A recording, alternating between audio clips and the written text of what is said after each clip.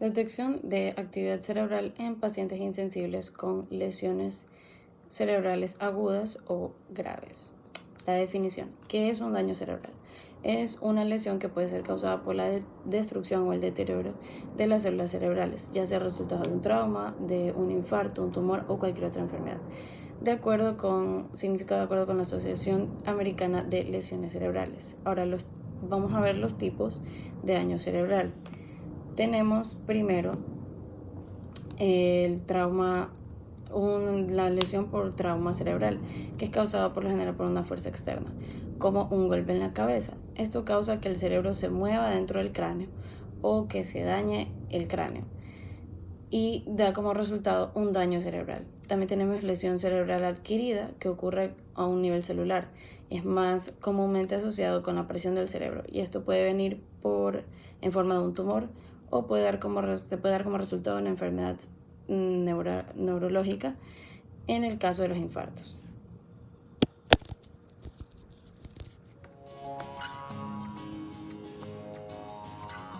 Confusion, agitation, head pain, and nausea. They're all symptoms of a mild brain injury. Mild is classified as a loss of consciousness or confusion for less than 30 minutes. A brain injury is caused by a traumatic blow to the head. For a mild brain injury, it can last days, weeks, months, and then it's kind of self-limiting. The symptoms usually resolve with time. Or traumatic brain injury can be days, weeks to permanent. If a patient experiences a loss of consciousness for longer than 30 minutes, has paralysis, emotional instability, or is in a coma, this is considered a severe brain injury. Usually three ways this happens: either a blunt force trauma to the head, a penetrating injury such as a gunshot wound or a stabbing or anything that pierces the skull, and then the final one is a deceleration injury, like a whiplash injury where the brain smashes into the inside of the skull. After a brain injury, patients typically receive a CAT scan or an MRI. If the injury is mild, their results could show nothing, but if it's severe, the results will show the location of the injury. So with severe brain injuries, a lot of times these people do have long-term effects. So they would go to an inpatient rehabilitation center or even outpatient. That would include physical therapy, occupational therapy, sometimes speech therapy. A severe brain injury could also require surgery, whereas a mild brain injury typically improves with time and therapy. Doctors say recognizing the symptoms is important to getting the patient the help they need. For Lee Health, I'm Lindsay Fry.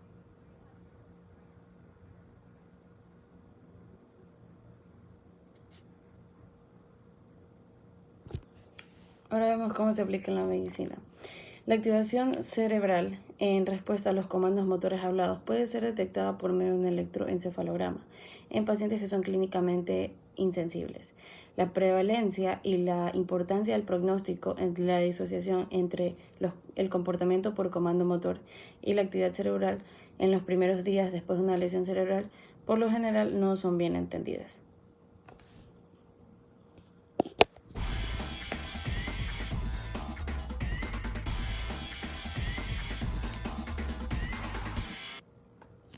This is an EEG cap, which I've just plugged into this head box or head unit.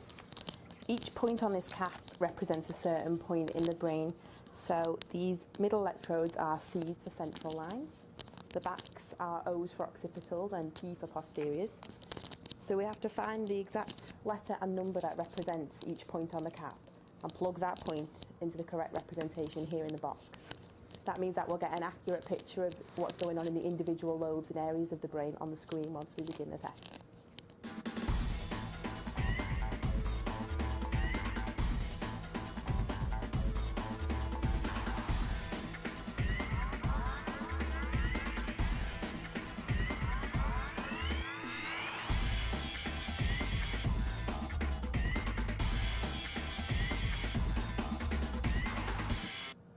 So this is the EEG that we've just recorded.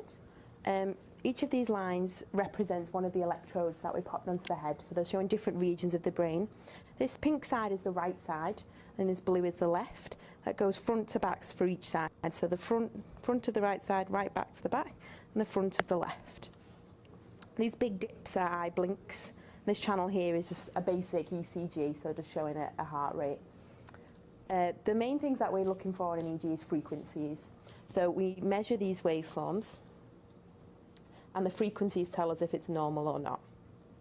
So this wave measures at 11 hertz. 8 to 12 hertz frequency is alpha rhythm, which is a normal frequency and rhythm that we expect to see in most adults.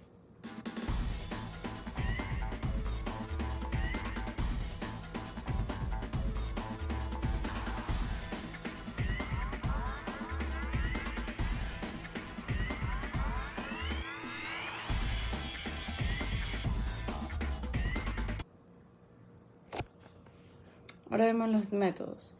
Una perspectiva fue estudiada en una serie consecutiva de pacientes que se encontraban en una unidad simple de cuidado intensivo que tuvieron una lesión cerebral grave de una variedad de causas y pacientes que eran insensibles a comandos hablados. Fueron incluidos algunos pacientes con una habilidad de localizar estímulos dolorosos o fijarse en ellos o seguir estímulos visuales. La aplicación en el electroencefalograma fue aplicada para poder grabar y detectar la actividad cerebral en respuesta a los comandos en pacientes que podían mover las manos. Los resultados funcionales a los 12 meses fue determinado con la escala de Glasgow, en las cuales se indicaba un nivel de 1 a 8 como uno de los más altos, indicando mejores resultados. Y a continuación se va a ver cómo es que se explica o cómo se evalúa la escala de Glasgow en estos pacientes.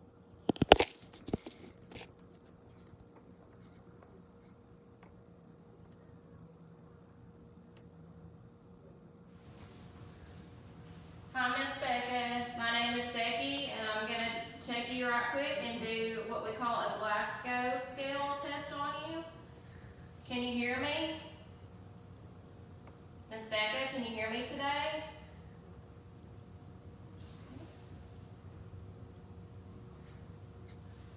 Can you squeeze my hand? Miss Becca, are you able to squeeze my hand today? Can you wiggle your feet? Okay, we're going to get some therapy set up soon for you, okay? Have a good day. Hi, Miss Becca. How are you today? Can you open your eyes for me? Okay, what color is the sky? Can you tell me what 2 plus 2 is? How about, can you squeeze my hand? Can you squeeze my hand? Okay. Can you wiggle your feet for me? All right. Thank you. We'll get some therapy set up for you soon. Have a good day. Hi, Miss Becca. My name is Becky. I'm an OTA that's come to check on you today. How are you? So pink bunny A pink bunny? Okay.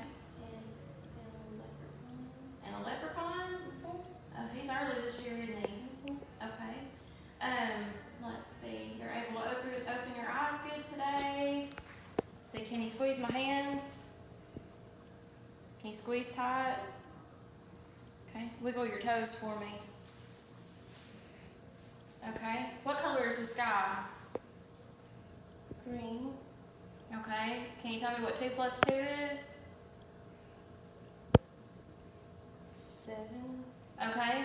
I'm going to talk with the OT and we're going to get you set up for some therapy, okay? you look a lot like my daughter. Oh, really? All right. Well, you have a good day now, okay? We'll see you soon. Alright, good night. Hi, Miss Becca. My name is Becky. I'm an OTA, okay? Hi. Came to evaluate you today to get some therapy going. Okay. All right. You're able to open your eyes good for me? Okay. Can you squeeze my hand? Oh, you got a strong grip. Can you move your toes for me? Wiggle your feet real good? Okay. What color is the sky? It's blue. Okay. And what is 2 plus 2? 4. All right. Well, you seem to be doing good, so we're going to get some therapy set up, okay? Alright, Have a thank good you. day. You too.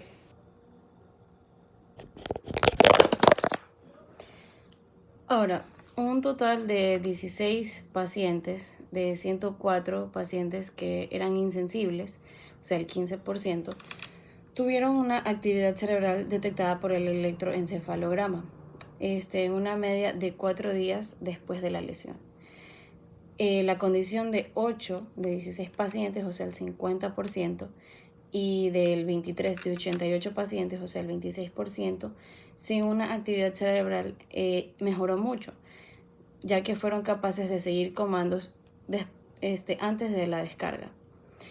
A 12 meses, 7 de 16 pacientes, o sea, el 44%, que tenían actividad cerebral, y 12 de 84 pacientes, o sea, el 14%, sin una activación cerebral, tuvieron una escala de Glasgow de nivel de 4 o más alta, denotando la habilidad de la función independiente por 8 horas.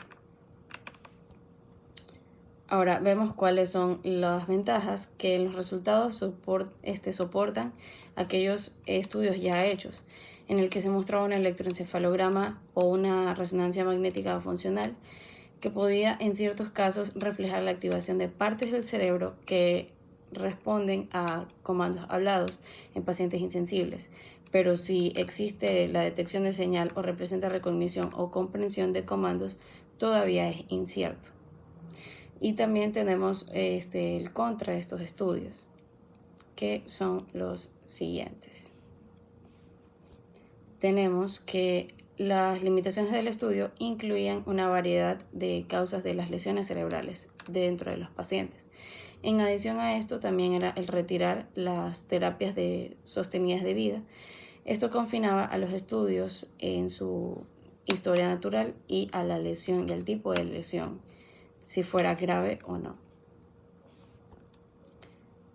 Ahora tenemos este problema aplicado en el Ecuador. En el Ecuador, en el año 2005, la morbilidad general era de 7.5 por 10.000 habitantes y la causa era los traumas craneoencefálicos.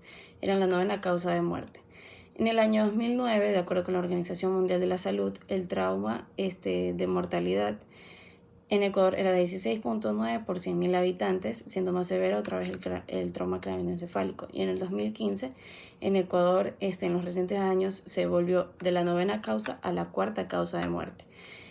De acuerdo con la información proveída por el Instituto Nacional de Estadísticas y Censos, hablando del trauma craneoencefálico, se demuestra entonces que ha ido subiendo esta cantidad. Ahora, para concluir, cuando es una lesión temprana y después de haber sido detectada, el 15% de los pacientes insensibles que no siguieron comandos tuvieron un electroencefalograma evidenciando una actividad cerebral en respuesta a comandos motores hablados, y esto fue grabado cuando se ponían al lado de ellos en las camas, en la unidad de cuidados intensivos. The unpredictability of head injuries demands the highest level of clinical excellence in the assessment and treatment. This is largely because following a head injury of whatever severity, the symptoms may actually be delayed in their presentation. People, even after a moderate severe head injury, can actually seem to be perfectly fine in the immediate aftermath, even talking and walking perfectly normally, and yet later they may fall ill. Now, those delays in actually having the presentation and the delays in getting treatment should be fatal. The simple thing is that the sooner you get appropriate treatment following a head injury, the more likely you are to make a good recovery. Over the past decade, or from 2002-3 through to 2011-12, there was a 33% increase in the number of people admitted to hospital following a head injury. This demonstrates the pressure on the NHS, the increased pressure on the NHS, and also the need for high-quality guidance and advice to be given to clinicians, and importantly, that advice is followed. So, NICE have recently released its updated guidance on head injury treatment, and we're very pleased at Headway to see that includes a renewed call for major hospitals to give high-quality written discharge information to head injury patients when they leave hospital. Now, this information can include signs to look out for that require immediate return to hospital, 48 hours following release, such as any vomiting, blurred vision, problems with language or understanding, and it's vital that people have that information. We're also very pleased to see that information local support services such as Headway Group